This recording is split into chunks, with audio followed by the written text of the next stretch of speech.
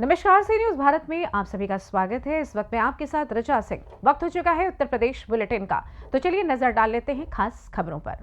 आगरा जनपद के तहसील अत्मादपुर के सभागार में स्वामित्व योजना के अंतर्गत लाभार्थियों को घरौनी बांटने का कार्यक्रम आयोजित किया गया, जिसका शुभारंभ क्षेत्रीय विधायक डॉक्टर धर्मपाल सिंह चौहान ने वृक्षारोपण करके किया। तहसील के सभागार में घरौनिया वितरण कार्यक्रम के दौरान सभी लाभार्थियों को क्षेत्रीय विधायक डॉक्टर धर्मपाल सिंह चौहान, उप जिलाधिकारी संगम लाल गुप्ता, तहसीलदार माधानता प्रताप ने स्वच्छता और नशा मुक्ति की शपथ दिलाई। उसके बाद देश के यशस्वी प्रधानमंत्री नरेंद्र मोदी का संबोधन सुना। उसके बाद सभी लाभार्थियों को स्वामित्व योजना के अंतर्गत घरौनिया वितरण की गई। कार्यक्रम के दौरान ब्लॉक प्रमुख प्रतिनिधि एतमादपुर डॉक्टर अवधेश सिंह उर्फ रामू भाई, नायब तहसीलदार हीरालाल, ग्राम प्रधान सुमित सेन लेखपाल, संघ तहसीलदार अध्यक्ष रुपेश चौधरी क्यों काफी संख्या में तहसील का स्टाफ व लाभार्थी मौजूद रहे। देश में आदरणीय देश के प्रधानमंत्री मोदी जी के नेतृत्व में आदरणीय मोदी जी ने पूरे देश में करीब 65 लाख लोग इस स्वामित्व योजना का जो प्रोग्राम था उसमें जुड़े। स्वामित्व योजना के अंतर्गत घरौनी का वितरण हुआ। हमारी विधानसभा में भी 5 गांव यहाँ बुलाए गए थे। खनौली ब्लॉक पे भी हुआ और गांव-गांव भी लेखपाल लेके गए हैं। निश्चित रूप से आदरणीय मोदी जी का बहुत बहुत आभार। ये ऐसी योजना थी, लोगों के पास मकान थे, आबादी थी, लेकिन उनके पास कोई कागज़ नहीं था जिससे वो मालिक सिद्ध हो सके। सरकार ने 2020 में योजना की शुरुआत की और अब गांव के बहुत विवाद भी कम हो गए। गांव में ज़्यादातर विवाद इसी को लेकर होते थे कि उसने हमारी दीवार बढ़ा ली, उसने हमारी दीवार तोड़ दी, उसने हमारी ज़मीन पे कब्जा कर लिया। अब बाकायदा एक सर्वे के कारण, ड्रोन सर्वे से स्वामित्व योजना का एक कार्ड उन्हें मिला है ज़मीन का। अब उसके मालिक भी हो गए। उस मालिक होने के कारण उससे लोन भी ले सकते हैं, उनकी आर्थिक स्थिति भी मजबूत होगी, विवाद भी घटेंगे। प्रमुख जी, आज एतमादपुर तहसील में किस कार्यक्रम का आयोजन किया गया था? आज एतमादपुर तहसील सभागार में माननीय मोदी जी द्वारा घरौनी वितरण कार्यक्रम ऑनलाइन किया गया, जिसमें मोदी जी ने उद्घाटन किया है और जिसमें पूरे देश में घरौनी वितरण कार्यक्रम चल रहा है और ऑनलाइन चल रहा है और जिसमें माननीय मोदी जी सभी प्रदेशों में सभी जनता से घरौनी वितरण जो हो रही है उनसे रूबरू सबसे बात कर रहे हैं ऑनलाइन। और आज एतमादपुर तहसील सभागार में जो 121 गांव हैं राजस्व के, उसमें से 68 गांव जो हैं राजस्व के, उसमें 68 गांवों में घरौनियाँ कंप्लीट हो गई हैं और बाकी बची हैं वो जल्दी से जल्दी पूरी होंगी। और 68 गांव में जो राजस्व गांव हैं उनमें से कम 20,000 कुछ के लगभग घरौनियाँ बन चुकी हैं, जिसमें से अभी 27 दिसंबर को 2,000 समथिंग घरौनियाँ वितरण की गई थी और उसके बाद बाकी जो घरौनियाँ हैं आज तहसील सभागार में वितरण की गई हैं, जिसमें से 810 के लगभग टोटल वितरण हुई हैं और बाकी जो और वितरण होनी है वो पंचायतों के हिसाब से होनी है और पंचायतों में हुई भी है और आगे चल के घर घर जाकर घरौनी वितरण कार्यक्रम चलता रहेगा। तो आज तहसील में कितनी कुल घरौनियाँ या तहसील सभागार में कितनी घरौनियों का वितरण हुआ? आज तहसील सभागार में 170 घरौनियों का वितरण हुआ है, बाकी और पंचायतों में 4-5 पंचायतों में भी हुआ है। तो ये टोटल तहसील का रिकॉर्ड देखा जाए तो टोटल 810 के लगभग घरौनियाँ वितरण की गई। आगरा से सी न्यूज संवाददाता विष्णु बघेल की रिपोर्ट। इटावा में जनपद में अपराध एवं आपराधिक गतिविधियों की रोकथाम एवं इनामिया वांछित अभियुक्तों की गिरफ्तारी हेतु वरिष्ठ पुलिस अधीक्षक इटावा संजय कुमार द्वारा दिए गए निर्देशों के क्रम में थाना वैदपुरा पुलिस द्वारा थाना क्षेत्रांतर्गत छिमारा तिराहा पर संदिग्ध व्यक्ति वाहन की चेकिंग की जा रही थी। इस दौरान नगला बरी की ओर से एक मोटरसाइकिल आती हुई दिखाई दी, जिसे पुलिस टीम द्वारा रुकने का इशारा किया गया तो मोटरसाइकिल सवार व्यक्तियों ने पुलिस टीम पर 2 राउंड फायर किए गए, जिस पर पुलिस टीम द्वारा आत्मघाती जवाबी फायरिंग करते हुए आवश्यक बल प्रयोग कर 3 अभियुक्तों को रायनगर तिराहे के पास सुबह गिरफ्तार किया गया। देखिए 3 बदमाश पकड़े गए हैं जिनके आपराधिक इतिहास है, 5 आपराधिक इतिहास हैं।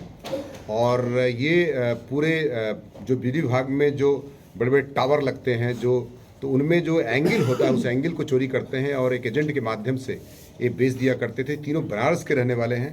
एक का नाम पप्पू उर्फ सरताज है, एक का नाम शकील अंसारी है, एक का नाम दीपक उर्फ दीना है। तीनों चोलापुर बनारस के रहने वाले हैं। आपराधिक इतिहास भी इनका है। इन पर 5,000 हज़ार रुपये के इनाम भी थे। इसमें एसओ बैतपुरा, सीओ सैफई, उनकी टीम द्वारा सफलता प्राप्त की गई है। इनसे 3 तमंचे भी बरामद किए गए हैं, खोखा कारतूस बरामद किया गया है और सभी पर 5,000 रुपये का इनाम भी था। तो इस प्रकार से ये गैंगस्टर में वांछित चल रहे थे काफ़ी दिनों से। उन्होंने देखा होगा पहले हमने 10 लोग पकड़े थे एक साथ। जब ये एंगल की चोरी कर रहे थे उसमें गैंगस्टर लगाया गया था, उसमें वांछित चल रहे थे, जिनमें गिरफ्तार किया गया है। और इस टीम को मेरे द्वारा 10,000 रुपये का इनाम दिया जा रहा है। एसओ बैतपुरा उनकी टीम को जो है। इटावा से सी न्यूज संवाददाता देवेंद्र सिंह की रिपोर्ट।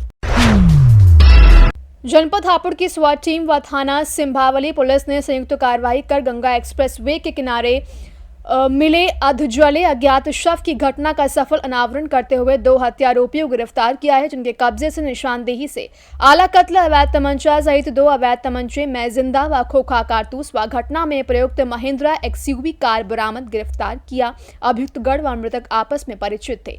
वहीं अभियुक्त फुरकान को संदेह था कि मृतक ने उसके भाई इरफान को फिरौती के मामले में जेल भिजवाया है तथा अभियुक्त आमिर को भी यह संदेह था कि मृतक ने उसके पीछे पुलिस लगा दी है, जिसके चलते दोनों अभियुक्तों द्वारा मृतक नासिर की हत्या कर शव को हाईवे किनारे फेंक कर जला दिया था। क्या है पूरा मामला? 11 तारीख को थाना सिंभावली क्षेत्र में गंगा एक्सप्रेसवे जो निर्माणाधीन पुल है उसके पास से एक जली हुई लाश पुरुष की मिली थी और अननोन डेड बॉडी थी। इस घटना के अनावरण में पुलिस को, सिंभावली पुलिस और स्वाट टीम को हमारी सफलता हाथ लगी है, जिसमें से हम लोगों ने इस घटना का अनावरण करते हुए 2 व्यक्तियों की गिरफ्तारी की है। आमिर पुत्र खालिद जो कि सहसवान बदायूं का रहने वाला है और जो कि दिल्ली में करदमपुरी में रहता है। इसके अलावा फुरकान पुत्र तबशीर, ये भी कबीर नगर वेलकम थाना जो है दिल्ली का रहने वाला है। ये दोनों लोग इस घटना में गिरफ्तार हुए हैं। हापुड़ से सी न्यूज संवाददाता सचिन सागर की रिपोर्ट। हापुड़ के एक स्कूल में विश्व हिंदी मंच द्वारा साहित्य एवं सांस्कृतिक उत्सव का आयोजन किया गया। इस अवसर पर पूर्व डिप्टी सीएम दिनेश शर्मा मुख्य अतिथि के रूप में पहुंचे। इस दौरान राष्ट्रीय गोष्ठी साहित्यकार सम्मान कार्यक्रम ने आयोजन किया गया। कार्यक्रम में हिस्सा लेकर पूर्व डिप्टी सीएम ने साहित्यकारों को सम्मानित किया। इस दौरान उन्होंने महाकुंभ को लेकर कहा कि बहुत समय बाद महाकुंभ का आयोजन हो रहा है। करोड़ों लोग महाकुंभ में आस्था की डुबकी लगा रहे हैं। विदेशी मेहमान भी महाकुंभ में पहुंचकर योगी मोदी की व्यवस्था की प्रशंसा कर रहे हैं। वहीं विपक्ष पर निशाना साधते हुए कहा कि विपक्ष कुंभ को छोड़कर हरिद्वार में डुबकी लगा रहे हैं या उनका अपना मत है, वो महाकुंभ को कमजोर करने की साजिश है। हमारे जब हारने की पहले से पूर्वाभ्यास कर रहे हैं और उनको लगता है कि जो चुनावी हार के आंसू हैं वो पहले ही निकले आ रहे हैं, उसको रोक के रखिए।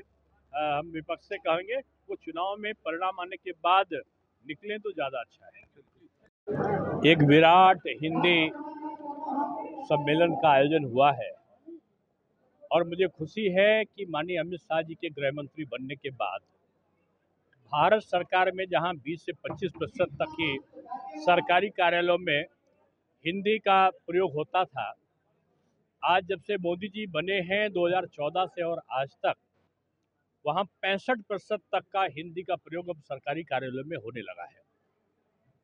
जो नई शिक्षा नीति है उसके अंतर्गत भी हिंदी के संवर्धन की बात है, उसको व्यावसायिक शिक्षा से जोड़ा गया है, लेकिन साथ में जो क्षेत्रीय भाषाएं हैं उनको सम्मान देते हुए यानी त्रिभाषीय फार्मूला, और बल्कि जो दक्षिण राज्य है उनमें भी कहा गया द्विभाषी फार्मूला, ये हिंदी के उन्नयन के लिए आज आवश्यक है और इसमें बड़ी तेजी के साथ भारत सरकार भी और उत्तर प्रदेश सरकार भी काम कर रही है।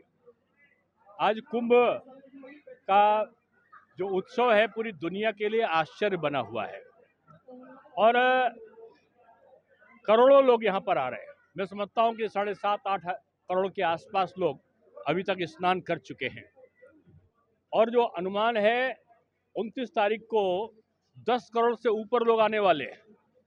40 करोड़ लोग पूरे इस कुंभ स्नान में अलग अलग समय पर उनके आने की संभावनाएं हैं और जो सुव्यवस्थाएं वहाँ पर बनी हैं, मैं समझता हूँ कि दुनिया के तमाम देशों के प्रतिनिधि आए हैं और उन्होंने 144 साल बाद पड़ने वाले इस महाकुंभ की तैयारियों के लिए मोदी जी और योगी जी की बहुत खुले शब्दों में मुक्त कंठ से प्रशंसा करी है।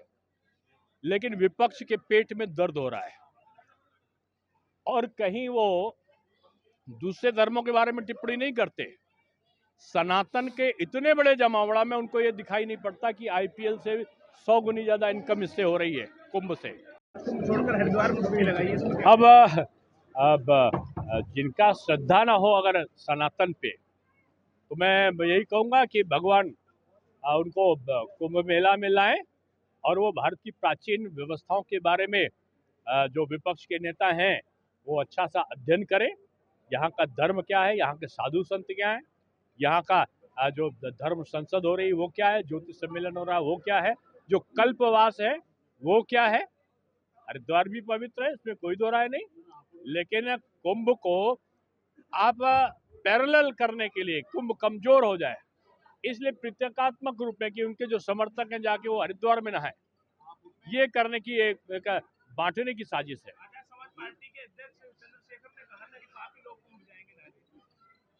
अब जो इस प्रकार का जिसको कहना चाहिए ओछा बयान है, ये छोटा बयान है और कुंभ में जो पाप धुलने का आशय यही होता है कि वहाँ पर साधु संत आते हैं, वहाँ पर प्रवचन होते हैं, पवित्रता का भाव होता है, लोग 45 दिन कल्पवास करते हैं, वहाँ ज्योतिष सम्मेलन होता है, वहाँ संस्कृत संवर्धन सम्मेलन होता है, वहाँ पर भारत की संस्कृत का उन्नयन की तमाम प्रकार के समारोह होते हैं। इससे जो नकारात्मकता है व्यक्ति की वो दूर होती है और सकारात्मकता आती है। जो नकारात्मकता दूर होती है उसी को कहते हैं कि पाप धुल गए। और हिंदू धर्म पे इस प्रकार की बात बोलने वालों को ये समझना चाहिए कि वो दिन लद गए जब वो जातिवाद का जहर बोकर भारतवर्ष में राजनीति कर सकते हैं। भगवान उनको आशीर्वाद दे और उनको माफ़ी मांगे, कुंभ में डुबकी लगाएं और एक माफ़ी मांगे कि उन्होंने कहा है कि भारत स्टेट से उनका मुकाबला है। वो कहें कि भारत के स्टेट से मुकाबला नहीं है, वो गरीबी से मुकाबला है, जातिवाद से, सांप्रदायिकता से है और उनकी झूठी वाणी से, उनका अहंकार से उनका मुकाबला है। हापुड़ से सी न्यूज संवाददाता सुनील कुमार की रिपोर्ट। हापुड़ में अजगर निकलने से मचा हड़कंप, वहीं करीब 9 फीट के अजगर को देख सहम गए लोग। सूचना पर पहुंची वन विभाग की टीम ने अजगर का रेस्क्यू किया। वहीं अजगर का रेस्क्यू कर सुरक्षित स्थान पर उसे छोड़ा गया। हापुड़ सिटी क्षेत्र के HPDA कॉलोनी में अजगर निकला है। हापुड़ से सी न्यूज संवाददाता सुनील की रिपोर्ट। प्रयागराज में संगम तट पर सनातन संस्कृति के महापर्व महाकुंभ का आयोजन हो रहा है। महाकुंभ के महासम्मेलन में भाग लेने केंद्रीय रक्षा मंत्री राजनाथ सिंह शनिवार को प्रयागराज पहुंचे। बमरौली हवाई अड्डे पर उन्हें विधायक मंत्री नंद गोपाल गुप्ता ने रिसीव किया। राजनाथ सिंह के साथ सांसद सुधांशु त्रिवेदी भी मौजूद रहे। वहीं प्रयागराज पहुंचकर रक्षा मंत्री ने सबसे पहले गंगा, यमुना, सरस्वती के पवित्र त्रिवेणी संगम में स्नान कर सनातन की जय, गंगा मैया की जय का उद्घोष किया। उन्होंने संगम तट से अक्षय वट, पातालपुरी और बड़े हनुमान जी का दर्शन कर महाकुंभ की व्यवस्थाओं का जायजा लिया। रक्षा मंत्री शाम को सेना के अधिकारियों के साथ महाकुंभ की सुरक्षा व्यवस्था को लेकर मीटिंग भी करेंगे। वहीं महाकुंभ के दिव्य अवसर पर केंद्रीय रक्षा मंत्री राजनाथ सिंह और राज्यसभा सांसद सुधांशु त्रिवेदी ने पवित्र त्रिवेणी संगम में स्नान किया। मंत्रोच्चार के बीच उन्होंने मां गंगा के जल का आचमन कर भगवान सूर्य को अर्घ्य दिया और राष्ट्र की मंगल कामना की। रक्षा मंत्री राजनाथ सिंह ने कहा, मैं इसे अपना सौभाग्य मानता हूं कि आज प्रयागराज संगम में मैंने स्नान किया। यह भारतीयता का आध्यात्मिक व सांस्कृतिक महापर्व है। किसी पंथ, समुदाय या धर्म के साथ इसे जोड़कर नहीं देखा जाना चाहिए। किसी को यदि भारत और भारतीयता को समझना है तो आकर महाकुंभ को देखिए। प्रयागराज से सी न्यूज संवाददाता DK मिश्रा की रिपोर्ट।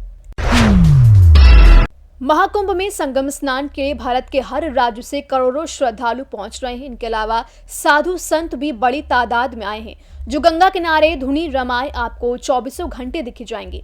महाकुंभ में इन साधु संतों का बड़ा अनोखा संसार बसा है। कोई बाबा रबड़ी खिला रहे हैं तो कोई श्रद्धालुओं को सैर करा रहे हैं। इनके अलावा बंगाली बाबा और बड़े बाबा की बड़ी बड़ी बातें सुननी हो तो महाकुंभ जरूर आइए। आप इन संतों से बात करिए तो इस महा आयोजन का पूरा श्रेय उत्तर प्रदेश के मुख्यमंत्री योगी आदित्यनाथ को देते हैं। मध्य प्रदेश, राजस्थान, गुजरात, उड़ीसा, आंध्र प्रदेश, तमिलनाडु, तेलंगाना और जम्मू से बड़ी संख्या में साधु संत महाकुंभ पहुंचे हैं। उनका कहना है कि संगम किनारे हम जो राम नाम का जप कर रहे हैं वो योगी महाराज की कृपा से ही संभव हो पाया है। उन्होंने कहा, योगी देश के इकलौते ऐसे सीएम हैं जो पूरे विश्व के संतों और सनातनियों के बारे में सोचते हैं। वहीं साधु बोले कि सीएम योगी भागीरथ बनकर नए भारत का आगाज कर रहे हैं। देश भर से महाकुंभ नगर में जुटे संतों ने जय श्री राम का उद्घोष किया। वहीं संगम पर चारों तरफ हर हर गंगे बम बम भोले गुंजायमान हो गया। महाकुंभ हो रहा है 140 साल का पहले जो हुआ, अभी 140 साल का बाद में महाकुंभ चल रहा है। तो योगी सरकार बहुत सुविधा किया है, ऐसे बात नहीं जे योगी का कोई दिक्कत हुआ। गंगा मैया का बहुत पावन तट पर जे साधु महात्मा लोग आके भजन कर रहा है, योगी महाराज जी का ही तो कृपा है। देखो जो कुंभ मेला है ना आपका बड़ा स्वच्छ है और सुरक्षित है। ये योग जी की ऐसी कृपा है कि पूरी व्यवस्था है, फुल व्यवस्था है और योगी जी ने एक कहीं भी कचरा नहीं, इतना मजदूर कर्मचारी सब व्यवस्थित सब कुछ लगे हुए हैं। योगी जी को नंबर मिलना चाहिए 100 में से 102। प्रयागराज से सी न्यूज संवाददाता डीके मिश्रा की रिपोर्ट। फिलहाल के लिए यूपी बुलेटिन में बस इतना ही। देश दुनिया की तमाम बड़ी खबरों को जानने के लिए जुड़े रहिए सी न्यूज भारत के साथ। हर खबर आपके साथ, आपके हाथ।